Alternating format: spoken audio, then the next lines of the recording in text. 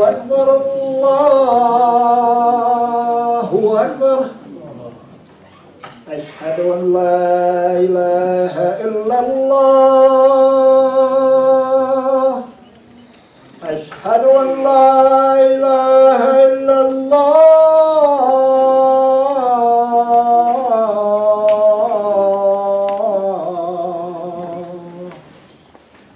أشهد أن محمدا رسول الله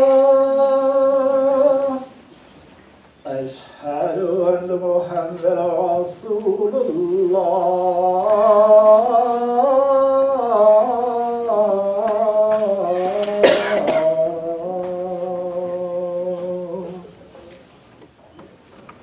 حي على الصلاة حي على الصلاة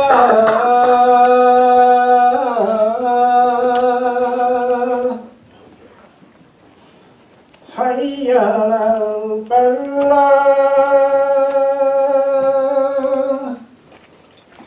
حي على الفلاح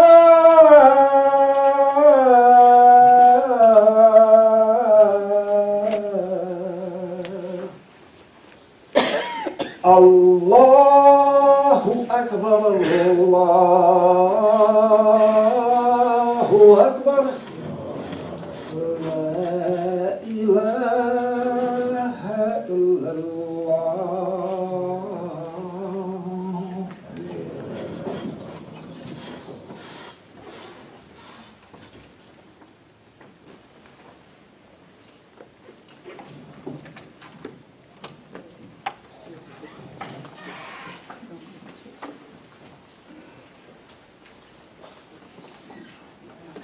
أعوذ بالله من الشيطان الرجيم بسم الله الرحمن الرحيم إن الحمد لله نستعينه ونستغفره ونؤمن به وأجل أشهد أن لا إله إلا الله لا شريك له وأشهد أن محمدا عبده ورسوله صلى الله عليه وسلم وعلى آله وصحبه أجمعين أما بعد أيها المسلمون. That is, I seek refuge with Allah from the rejected enemy Satan, with Allah's name, the merciful benefactor, the merciful redeemer. Surely we praise him, we seek his assistance, mighty and sublime is he. I bear witness there is no God but Allah, and I bear witness that Muhammad is his servant and messenger. Prayers and peace be upon him, upon his companions, and the righteous all, and upon you, dear believers. Assalamu alaikum wa rahmatullahi wa barakatuh. Let us please move up so that we won't have to be disturbed during this the Jumu'ah. We always begin, we thank Allah subhanahu wa ta'ala for allowing us to witness another day of Yom al-Jumu'ah. It is the best of days, times, hours, and moments that we have to come together to answer his call for Yom al-Jumu'ah. Over 1 billion Muslims have had their Jumu'ah and will be having it during this time. And it connects us with them, even though we feel that we may be just in one location. So we should always be mindful of the magnitude of this day and the precious time that we get when we come together. It's a time of repentance, a time of reflection, and a time of renewal.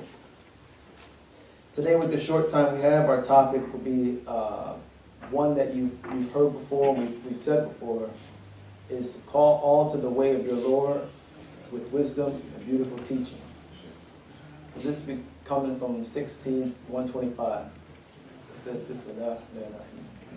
Id'u illa sabili rabbika bil hikmati wa ma'idati hasanatin wa jadiluhum billati hiya asanu inna rabbaka huwa allamu biman dalla an sabili wa huwa allamu lilmuttaqin.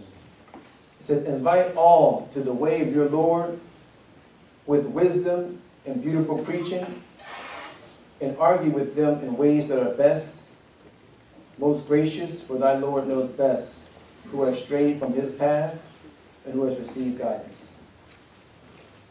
So this ayah begins with a command. It's telling us to invite. But this word id'u, it doesn't just mean invite. It's the same word we use for dua. It means to supplicate. It also means to summons. So Allah is telling us that He's commanding us to invite or to summons everybody to His way. And He's given us conditions of how to do that.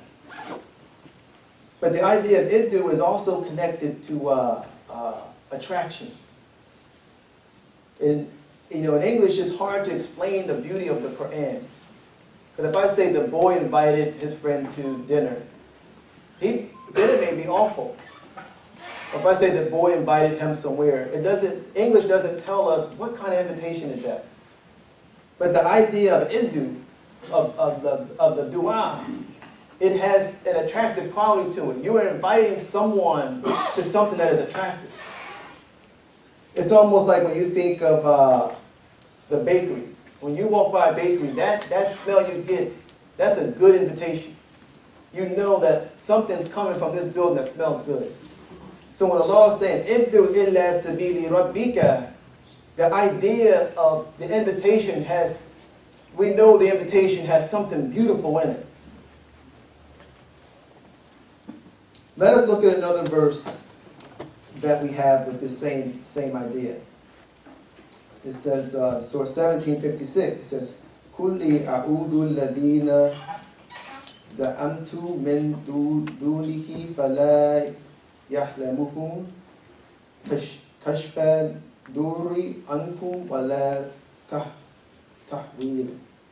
It says, call on those besides Him who you like, who you fancy. They have neither power to remove your troubles nor to change them. So Allah is challenged. In one place, He's telling us to invite all to His way. But in another verse, He uses the same idea to tell people who disbelieve in God. He says, invite, use the same word, invite them. Invite whoever you call besides God, if you think He can benefit you or hurt you. So this idea of the dua, the supplication, the invitation, has a lot of different meanings for us, dear believers. We just heard the muezzin, he had the adhan. He called everybody. He had the first adhan and the second adhan. But that's also a call. That's a call to come to prayer. It's different than dua or iddu, but it's still a call. But let us think about the invitation. Because if Allah is telling us to invite people to His way, the first thing when someone gives you, if you're going to invite somebody to something, you have to have first accepted that invitation in your own life. So we can't invite people to Islam and its beauty unless we've accepted it. That's the first question we have to ask ourselves. Have we accepted this invitation for us? Because He's not telling us that we should invite. He's commanding you to invite. And the command is obligated on the reader. Once you hear the command, iddu, it requires an action from all of us. And so we have to ask ourselves, have we embraced Islam in a way that we can give an invitation to someone else? Or do we have we half-heartedly come? And that's a question we always ask ourselves because we can always improve our application of Islam in our lives. Islam is not just a lifestyle or a deen for people who are struggling with immorality. It's not just to correct you from bad behavior. It is an invitation that should appeal to all people. If you're a billionaire, you can be invited to Islam and it should enhance your life. If you're a professor or an astronaut, a scientist, whatever realm you fall on the spectrum of humanity, the invitation should enhance your life. But we have to be able to give that invitation to people so they can see the enhancement. We can't, if we embrace, I'll give an example. If you have the idea that Muslims should be poor, or Muslims shouldn't go after dunya, then how could you invite someone who's a CEO? Would you really give an invitation to someone on Wall Street who's millionaires if you yourself believe that Islam means poverty, you wouldn't give that invitation. So we have to, in our mind, we have to ourselves be in a balanced position so that whoever we give the invitation to, it should be able to enhance their lives. We have this second part. It says, "Idda ila sabili rabbika bil hikmati." So it gives us a condition of how to invite. Allah doesn't leave nothing out of His Quran. It says invite with hikmah. And the word hikmah can also be used as wisdom, but it also can be used as strategy. Invite people to the way with strategy. And dear believers, you may not think about this, but Islam has been in America before. It was in America before the Nation of Islam started. Before Honorable Elijah Muhammad started his work, Islam was here. The Quran and Sunnah was in pockets around this country. You had the Ahmadiyya movement in the 30s. You had the Islamic Center in Cedar Rapids opened in the 30s. But the invitation did not reach the ghettos of America. So we don't want to make any confusion. We don't claim that Imam Waterford Muhammad and the Nation of Islam brought Islam to America. We believe a strategy was used interpreting Islam that reached the ghettos of America. So the people, many of the people we have people here now who was living in the 30s and 40s. Islam may not have reached them with the invitation that people attempted to give them to. But there may have been Muslims here in Charlotte prior to the Nation of Islam starting in that movement. But did that invitation, did the invitation, did it reach the masses? And we know that that wasn't the case.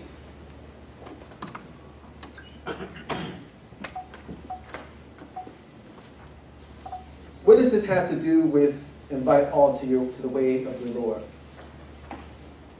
Think about it like this. I'll give you an example. Hopefully it's not too far-fetched. If you have someone that's walking to the Masjid right now who was, let's say, 40 years old, orphan, never really had any shelter, the first thing you wouldn't give them is a financial planner, because they may never have had money. You wouldn't give them a book on nutrition or a book on exercise. The first thing we need to do is find a way to address their humanity and get them to believe in their own self-worth. That's what history shows happened here in America. And regardless of how we may feel about the Nation of Islam or how Islam evolved to where it is now, we know that there was a condition in place here in this society where the typical message that people had of Islam didn't touch many of the people. It wasn't until a strategy was in place. Invite all to your Lord bil hikmah. There was wisdom. There was a strategy to reach those people. Because like the orphan, now I go to the orphan and say, welcome to Masjid Ash-Shaheed. We got a financial planning class tomorrow. That person's going to say, wait a second. They need food, survival, self-worth. That's normal. It's no different than what happened at Mecca, Mukarramah, where the Prophet, peace and blessings be upon him, got Islam. He didn't come the first day giving them all of the Islamic sciences of life. He wanted them to know one thing: La ilaha illallah Muhammadun Rasulullah. There's no God but Allah, Muhammad is his messenger. He invited them with a strategy. He wasn't just doing da'wah, he had a strategy. And if we don't believe that, we could look at the Treaty of Hudaybiyah. That took strategy. Because the Muslims felt like they should be able to go back into Mecca at a time prior to the time that it was decreed. And he said, you know what, let's negotiate. But he had a strategy. So we're saying that there was a strategy implied by the late Imam Waterford Muhammad, peace and blessings, rahimahullah. He had a strategy in 1975 that he implemented. That's why you see so many of us African Americans here today, and our parents, and the people you see in the chairs. He had a simple strategy. We're going to try to explain that in a way that we can all relate to it, because it's not complicated. He had a long 35-year life and teaching, but the strategy is very simple. But it was complex in how he facilitated it.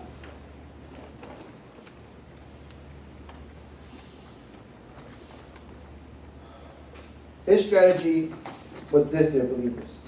It was to apply independent thinking to the Quran, the life of the Prophet, as it relates to the environment, as it relates to nature, all together, and as it relates to history.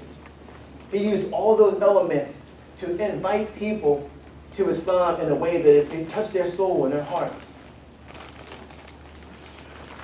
Think of, what is the first command we have in the Quran?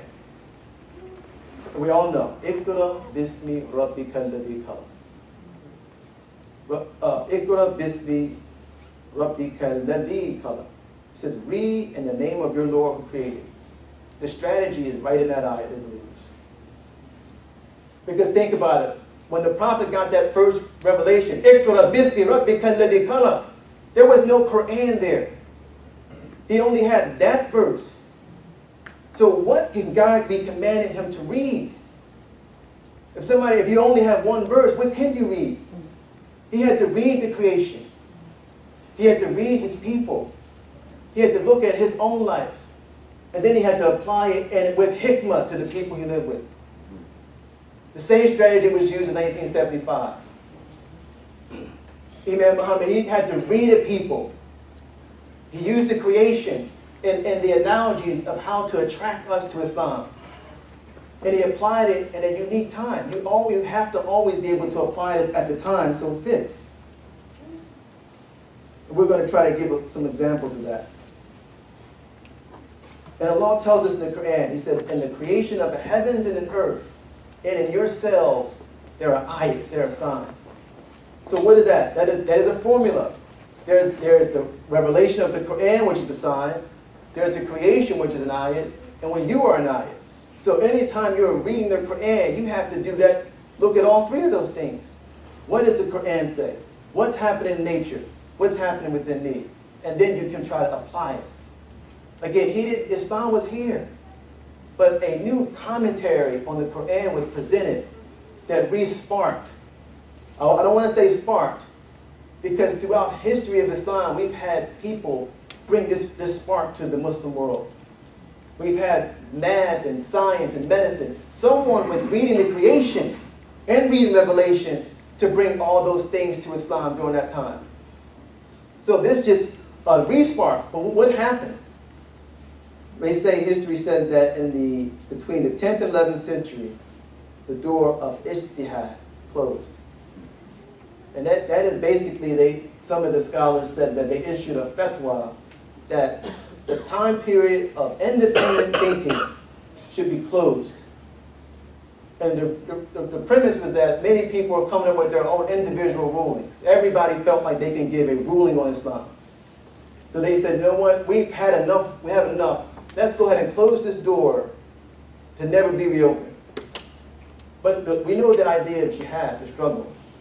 But when you put it in form 8, it means to struggle within your own thinking, deep thought. How can you close that? If the Quran says, Iqra, read, that command is not a command that goes away. Every time you say that in your prayers, you have to leave that prayer and begin thinking about the creation.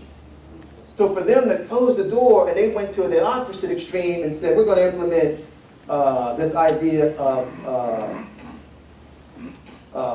tahleek, which is blind following. So they went from independent thinking to Muslims should just follow blindly what others have said. You see, that time period, it still affects us now today. We're still in that time warp of not following the idea of Iqra. Think about it. If I give a Quran to somebody today for the first time, gave them that one verse, read in the name of your Lord, what would they have to do? They begin to say, what am I going to do? They do the same process Muhammad, peace and blessings upon him, did. Look at themselves, look at the creation, and try to come up with ways. I need to move this quickly. So let's look at a couple examples.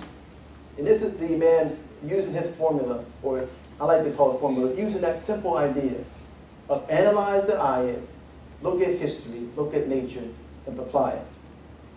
If we think about Surah Al-Fil, the elephant, The commentators all going to, we know that they're going to talk about the story of Abraham and his army going to crush the Kaaba. We love that story, we appreciate that story. But we're talking about independent thinking. And you have to figure out how can you apply the surah of I feel today. Because Abdul Muttalib had great faith that the army was not going to crush the Kaaba. And many of us, we feel like the army of the media is closing in on us with current events. The army of distractions in life are closing in on us. So when we think of Surah Al-Fil, we don't just, we love the beauty of it, but we have to say, Allah wants me to be like Abdul Muttalib. And what did he say? He told Abraham, look, if you're going to crush the Kaaba, Allah will protect that house. But you owe me for my animals that you killed. That was great faith. I'll give you another example. And this is beautiful, how in this time, we're trying to make the point that in 1975, Allah blessed one among us to use a simple formula of using the creation and everything to give a commentary. So we have Surah Al-Tin, Wa-Tin wa Zaytun. But most of the time when you read the tafsir, it talks about locations of the fig and Mount Sinai. And he points to, look at the nature. If Allah says Wa-Tin, He is bringing your attention to the fig itself. What is unique about the fig, dear believers? The fig has seeds, many seeds. Many, many seeds. So we look at that as the intuitive human being, the creative human being. That is a state of being. We want our young children to know, you're in your fig time right now. And then teenager. But the fig is the intuitive human mind to come up with many possibilities about how things can happen. Yes, it's about and we love what the Ibn Kathir and we love what the ulama have said about it. But if Allah is commanding you to read, you have to do something to apply that. And that's what touched many of us. He could take a fig and talk about the seeds, but what happens? Wa zaytun and an olive. So you go from many different creative ideas into a determined focus. You don't live in this you don't know what you're going to do in life forever. At some point, all of us need to go from the intuitive, I got many ideas, to a determined focus of community life. And it's going to be in different aspects. Some people are going to be doing this, some people are going to be doing that. But the society, we have two issues working against us. One issue is the opposite of intuitive is, and we hear this in Islam, is don't be creative. What do they say? Bid'ah. Innovation is bid'ah. A bad innovation is bid'ah. But we don't want to crush that creative nature that we have in our young people. We want them to be the scientists. But if you have, on one end you have the sheikh or whoever may say, don't be creative, the door is closed. And on the other hand, you have society, you know what they're doing with our creative energies. Look at every TV show. Entertainment, sex, they funnel the creativity of what we should be thinking about into what they want us to think about. And we have no time left. But that's just two things, fig and olive. But it took someone to re-spark the human mind of how to look at these things and not just look at it as a historical event. Let me give you another example. We have the ayat, Allah created male and female, nations and tribes, that you may lead to Arafun. Right? We all know that ayat.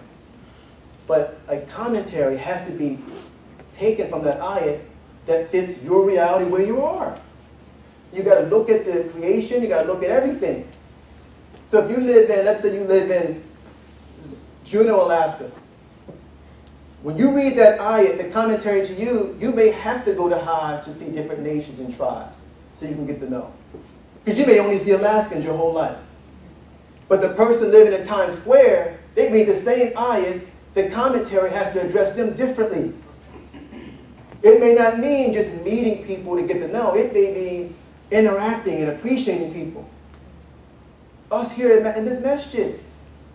You have some masjids that may only in Indonesia that they 99% Muslim. on Jummah, when they recite and think about this ayat, it may be going to Hajj. But for here at Ash-Shaheed, we have different nations and tribes right here.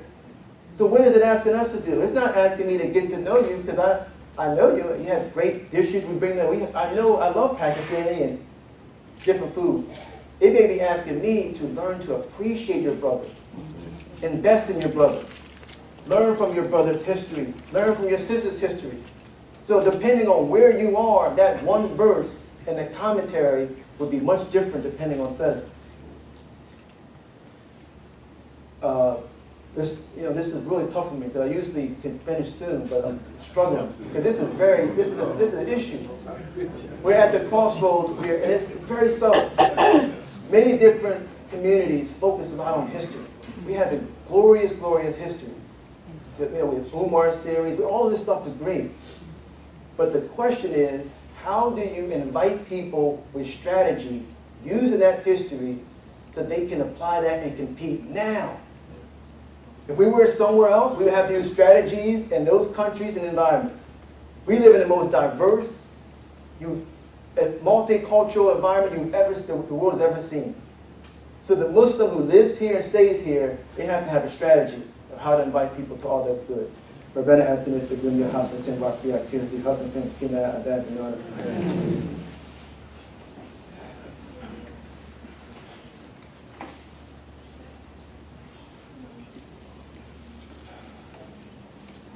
Bismillahirrahmanirrahim. Alhamdulillah Rabbil Alamin. We're going to run out of time, so I'm going to try to give you another short example, real quick, and then we'll give some thoughts. Our theme is call all to the way of your Lord with hikmah, beautiful preaching. We have the sword 29, Ankabut, the spider. We all know that sword. We've heard of it. But again, if you think of the strategy that Imam Muhammad gave us, this is a formula. Many of our imams, they've been doing this for years. They just do it second nature now. When you see this idea of the spider, what does the spider do for its prey? Sets up a web and pricks its prey. But what happens to many of us in life? We get caught in the spider web of arguments throughout our lives. The spider is very directly connected to Surah Hujurat. Gossip, backbiting. You could be in the web of gossip and backbiting for 30 years in the Masjid. So when you think about the spider, Allah is not just using this title. Everything should be thought about. Everything should be considered.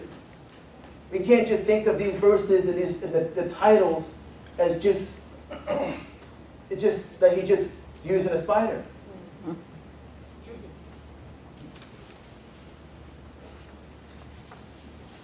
Again, our theme was invite all to the way of your Lord with wisdom and beautiful teaching. And we acknowledge that we know there were Muslims here that had the Quran and Sunnah. But what we didn't have is a commentary that reached people. But we didn't have that re-spark of how to appreciate the Quran. And how does it tie back? Let me give you another example. We have our Imam who's a retired in the Correction Institute. What book of fiqh was he reading in 1980 to get Eid in the prison system? To get Eid, I mean, yes, he was reading the Quran and the study of the life of the Prophet, but it took someone that you have to have that creative mind of how do I apply Muslims in prison in 2014 and 1990 and 1980 so they can still be Muslim. There may not always have been a previous tafsir on things. So my point today is that all of us should continue, when we read the Quran, we should be first looking at what is it saying? What has been said by the scholars? What does it say to you? Does it connect to the creation? We cannot say the door of independent thinking is closed. And that's the message we tell our young people. We teach them, and we're hoping that one day they can become the next scientists. Think about the concept of nations and tribes. Get to know one another. Somebody used that concept to create Facebook. He connected all these different people using the ayat from the Quran without even necessarily knowing the Quran. We have the idea of Aladdin in our history of magic carpet. Somebody used that idea because when whoever flew here today, you were sitting on a plane with carpet. So I'm saying within our history, we have beautiful things, but the mind of the Muslim needs to be re-sparked, reconnected back. Because when we think about community life, the idea isn't that we just have businesses out front. That's not, I don't think that's what we mean. Because you could go to many cities, you'll see Chinatown, Little Korea, they have businesses, they have all that. We want that, but we also want to be a point of reference. We want to be the place that if you have a physician, go send that physician over to Ash-Shaheed, those Muslims over there. They have great wisdom from the Quran of how that can enhance you in that profession. Oh, you're a businessman? You need to go stop out there and see how they apply business principles. Oh, you're a judge, you need to go talk to somebody who knows law from the Muslim community. Oh, you're having trouble in marriage, and you need to go to that community over there and go see them. Make an appointment, they'll counsel you in marriage.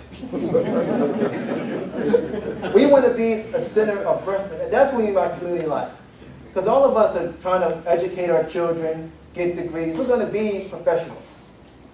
But can you use the Quran in your profession to elevate that profession? There's wisdom in the Quran that can elevate the financial world, the business world, the legal system. I mean, because they don't have this idea of, we got, the death penalty, but we also have another concept in the Quran that says, but mercy is better. How do you reconcile the two? Someone, if the door is closed in your mind, who's doing that thinking? And I mention all that to mention this. If we want to compete and invite people to Islam in a way that is with wisdom, we have to bring a message that complements a competitive environment we're in now. Your Islam needs to be able to be sustained when you go to Wall Street, Main Street, wherever you go. Your invitation needs to be that. We don't have the luxury to just live the spiritual life as if we're on Hajj. I mean, I love my experience on Hajj. But this society is different. It pressures you, it challenges you. And we have to have all hands on deck, from young people to whatever age you are, to be revisiting the Quran and going back to that formula. Think about it. Read in the name of your Lord who created. Commands are always given to the person who hears or reads it. So it never ends. That is our process. That is what we're trying to do.